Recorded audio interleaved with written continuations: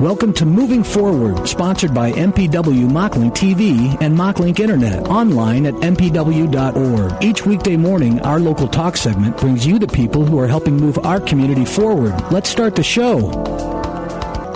Good morning, your home in the country, AM 860 FM 95.1 KWPC and the Voice of Muscatine.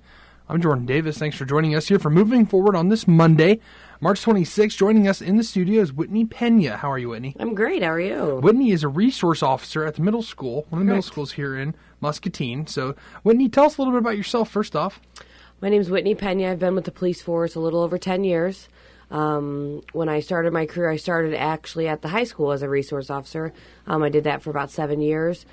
Took some time off. I had a child, and then I came back, and now I'm the resource officer for our 2 middle schools in the city. Okay, what got you involved in the police department?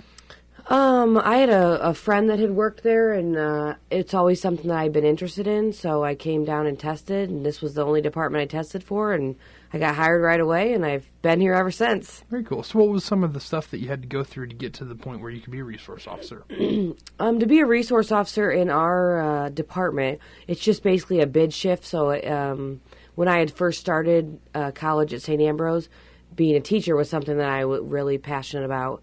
That didn't work out, but I knew I wanted to do something with kids, so I always thought if I could do law enforcement that I'm passionate about and do children as well, have some involvement, that would be great. So as soon as this came open, I knew that was what I wanted to do. That's encouraging. That's nice to hear that you were able to find something that fit that niche. And it's not always something that a lot of people don't get into police force to do stuff like that. They want to be a police officer, write tickets. And everybody wants to go out there and catch the bad guys. Absolutely. Yeah. And that's just not something I'm more community-based and children-based, and so that's my passion. So then what are some of the roles that come along with being a resource officer? So being a resource officer, it's obviously different every single day. I mean, one day, yes, I could be doing, mainly the portion of my day is police work. It's fights, it's, maybe if there's alcohol or drugs or any of the sorts. But the most of my days are more like counseling and mentoring and just kind of making sure the kids are making the right decisions, because especially in middle school, they're not looking so far at their future, but they need to know that, some of these decisions you're making now could affect your future in the long run. So it's just more counseling based is kind of how I see it. That's nice. So what can you tell us about what kind of goes on at our middle schools? Is it pretty calm? Yeah, it is. I mean, coming from the high school where that's just a different breed, they're just older, they think they know what's best. Yeah, I was about to say. They don't want to listen to you and you're wrong. The middle school, they're still impressionable. I mean, they still look at you as a police officer, they still have that respect and they still are learning their self. So it's just kind of like me helping them guide themselves. We started a girls group at the middle school, myself and juvenile court. So we have 8 girls that we take every other week, and we just do fun stuff with them. We teach them self-esteem. Last week, Chef Tess from Hy-Vee met us at MCSA, and she cooked a meal for them and had them help. And so it's just really fun. We try to get the community and base involved, and so... So it's not just you doing a little bit of support for the kids. Right. You're involving the community as well. Oh, so absolutely. I'm involved with so many different entities in the community, and just it's all about the kids. That's something that I feel like we see all the time, especially with folks that come here on Moving Forward. We hear about a group that's doing something in the community. Well, It's not just them. They're hooked in, like you just mentioned, with the MCSA or Hy-Vee sent out a chef to help cook. It's all connected. They're all doing their parts. Absolutely. As a betterment of the whole instead of just and they're all so amped to help. Like if I just asked, like Chef Tess, she was like so excited, and after the fact, she was like, "That was so fun. The girls were awesome." I mean, so that makes me feel good too. That the girls enjoyed it, and then it's also something that looking in the future, if I were to ask her again, she'd be. She'd oh, absolutely. Wow. Okay, so let's talk a little bit more about being a resource officer in general. So you mentioned that you do some counseling. You also do just some other types of guidance. But what about the actual police work? So is there ever really been many opportunities for, I shouldn't say opportunities, but any times when you were directly involved in that way? Oh, absolutely. I mean, there's times too that maybe it's something above my head that I need to get a detective involved. I can always do that. I look for guidance sometimes from the high school officer. Obviously, I arrested more and did more citation stuff when I was at the high school because we have the parking lot as well, so we have to deal with student drivers. But if there's a time in the middle school, that maybe it's something that the kid did that, yes, could he have been arrested, or he or she? Absolutely. But is it something that maybe we want to arrest them? Because as a police officer, I don't have to arrest everyone. I use my discretion. Mm-hmm. If it's something I feel that this could be a teaching moment for that child, then let's make it a teaching moment. Because that arrest, that comes down as something a lot more serious than just disciplinary action. Absolutely. Against and there are still the kids nowadays, probably like you and I were back. I'd rather get the punishment at school than have someone call my parents. Yeah. So, and if that's the case, then I know that maybe the parents getting involved might have a better impact and a worse punishment, then absolutely, I would rather do something like that than, because especially if a kid gets arrested, they are just, they have that mindset like, maybe that I'm a criminal or that now I have a record or, and I don't want them to feel like that. Yeah. Everybody makes mistakes. Mm-hmm.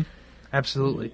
Well, that's interesting. I really don't think about that too much. I come from how many kids are at the middle school that you're at? I think there's around 400-ish probably at each. I come from a town of 3,000 people total. So, and I think my graduating class after our combination with Westmar was I think just a little over 100 people total. Wow. So it's that's something a little bit different for me. We had a resource officer in high school. I didn't attend our normal high school, but like our middle school, I don't remember seeing an officer very much. So that's just something that's a little bit different for me. But that's interesting that there's even arrests ever being made at the middle school. It just kind of blows me away. But you have that, especially in larger communities. It seems like that's something that sometimes happens. So let's step away from that. Let's go back to the counseling that you do. So you do those teaching moments where some disciplinary action is taken, and also you spend a little bit of time just guiding kids, like you mentioned. What did you call that you did with those gals? With we just call it like a juvenile probation program, but none of the girls are on probation, but I work with juvenile probation, so we kind of call it like a diversion program, or we're trying to get the girls to think of a cool name,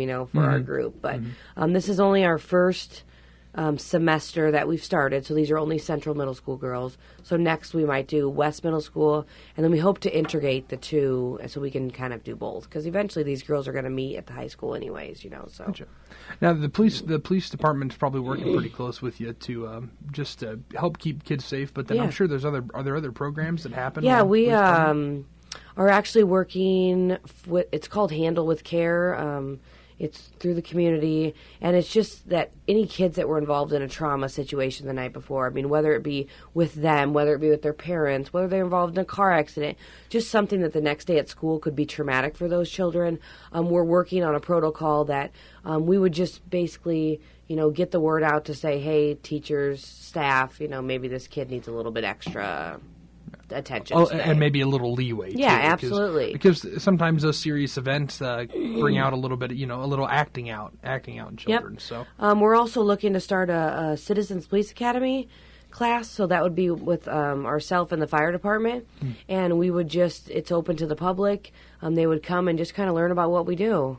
So it would give people insight on if you would like to be a police officer, or maybe just you'd like to see what we do on a daily basis. So I spoke with one of the guys from the fire department not too long ago. They're in every first Monday of the month, and they mentioned we talked about how every time you talk to a kid or a group of kids and ask them what they want to be when they grow up, it's a police officer or it's fire or a fireman. So you guys are certainly big role models. Oh, absolutely, and I think just with the stuff happening nowadays, anything we can do to be seen in a positive light, like that's, and I know my chief's really big on community-based stuff, so we do a lot of community-based learning, or like our police, where each officer is assigned to like maybe an apartment complex, and so you might check in, see if there's any problems, stop by, do foot patrols at Walmart, or just get out there and get seen that we're not be part of the community. Absolutely, because I am,